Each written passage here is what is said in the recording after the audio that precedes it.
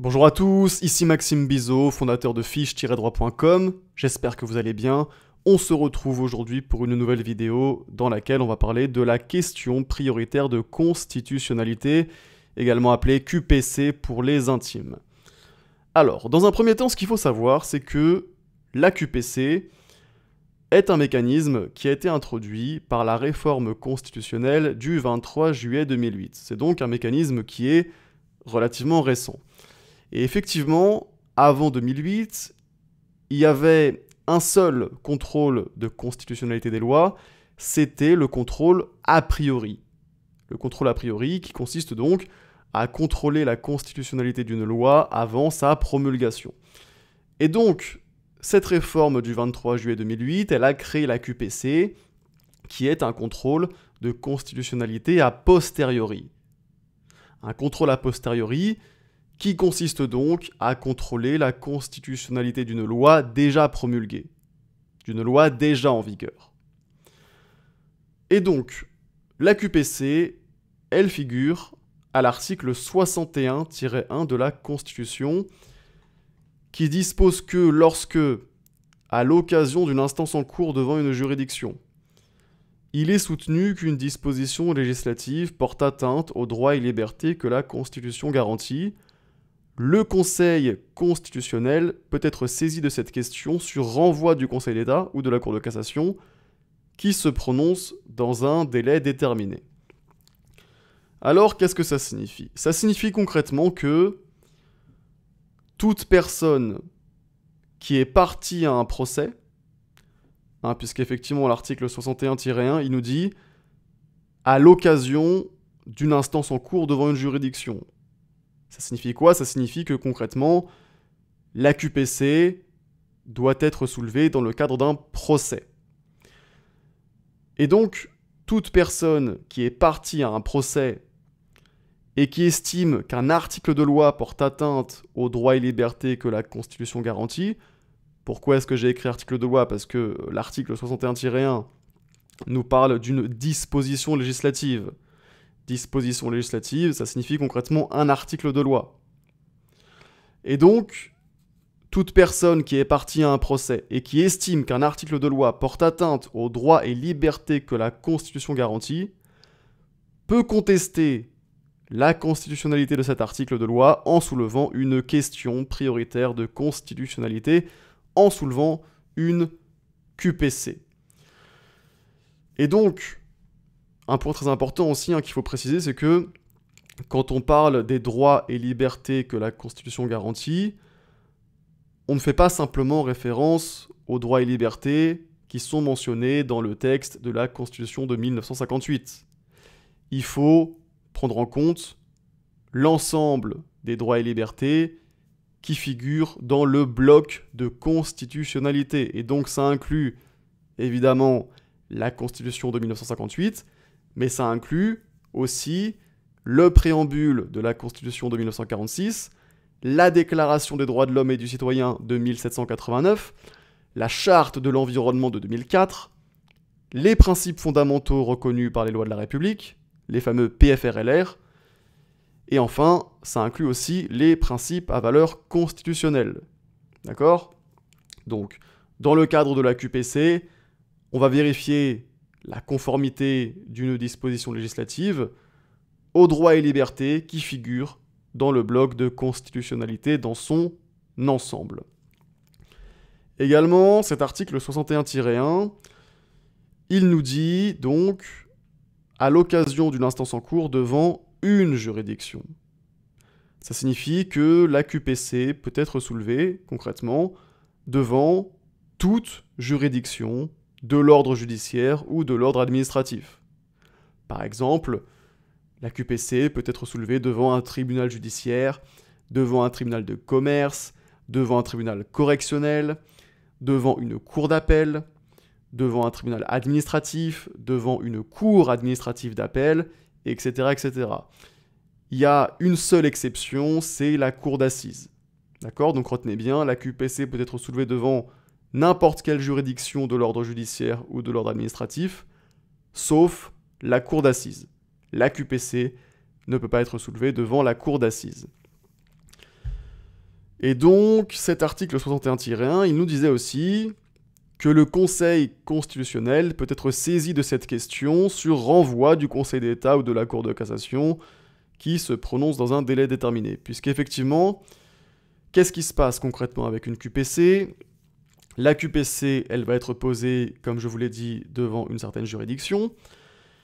Et si elle est posée devant une juridiction de l'ordre judiciaire, elle peut, si certaines conditions sont remplies, on en reparlera dans la suite de cette vidéo, elle peut être transmise à la Cour de cassation.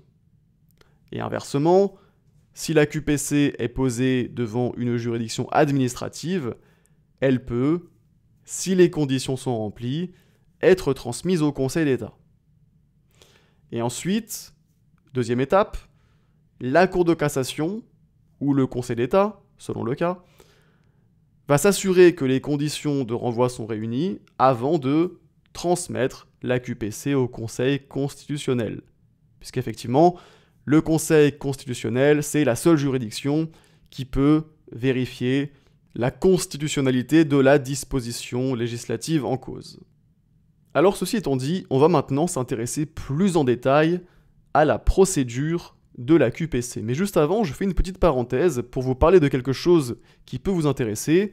C'est que je propose sur mon site des packs de fiches de révision dans les différentes matières de la licence de droit.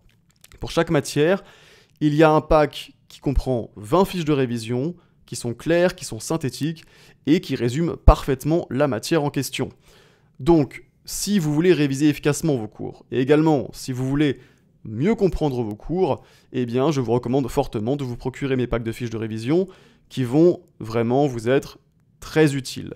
Si ça vous intéresse, vous trouverez le lien dans la description de cette vidéo.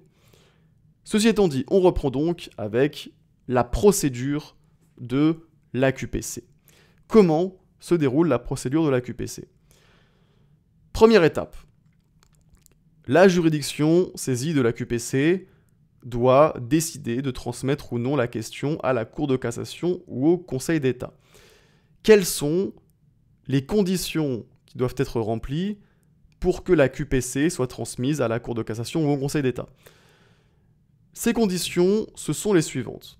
Première condition, la disposition législative contestée doit être applicable au litige. Deuxième condition, il faut que la disposition législative n'ait pas déjà été déclarée conforme à la Constitution par le Conseil constitutionnel. Et troisième condition, la question ne doit pas être dépourvue de caractère sérieux. Si ces trois conditions sont réunies, la juridiction va transmettre la QPC soit à la Cour de cassation, soit au Conseil d'État. Et lorsque la QPC est transmise, qu'est-ce qu'elle fait la juridiction ? Elle va surseoir à statuer. Concrètement, ça signifie que l'affaire va être suspendue en attendant la décision de la Cour de cassation ou du Conseil d'État, ou bien, s'il a été saisi, du Conseil constitutionnel. Ça, c'est donc la première étape. Ensuite, deuxième étape. Une fois que la QPC arrive devant la Cour de cassation ou le Conseil d'État, qu'est-ce qui se passe ? Eh bien, la Cour de cassation ou le Conseil d'État va procéder à un deuxième examen de la QPC. Il va y avoir un deuxième filtrage afin de s'assurer que seules les QPC réellement sérieuses arrivent devant le Conseil constitutionnel. Et donc, la Cour de cassation ou le Conseil d'État va s'assurer que les conditions de renvoi sont réunies. Va donc vérifier de même que la disposition contestée est applicable au litige, va également vérifier qu'elle n'a pas déjà été déclarée conforme à la Constitution par le Conseil constitutionnel, et puis également, la Cour de cassation ou le Conseil d'État va vérifier que, très important, la question est nouvelle ou présente un caractère sérieux. Et si ces conditions sont satisfaites, la Cour de cassation ou le Conseil d'État va transmettre la QPC au Conseil constitutionnel. Et on arrive donc à la dernière étape de la procédure de la QPC. Une fois saisi le Conseil constitue va se prononcer sur la constitutionnalité ou non de la disposition législative. Et donc ici, deux possibilités.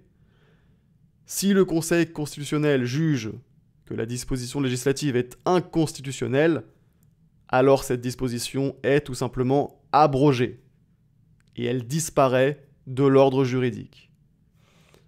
Et puis inversement, si le Conseil constitue juge que la disposition législative est bien conforme à la Constitution, est bien conforme au bloc de constitutionnalité, alors le procès reprend son cours et la disposition législative reste en vigueur. Voilà, cette vidéo est maintenant terminée, j'espère qu'elle vous a plu. N'oubliez pas le petit like afin de m'encourager et de m'aider à faire connaître mon travail à plus de monde. Et sur ce, on se dit à très bientôt pour une prochaine vidéo.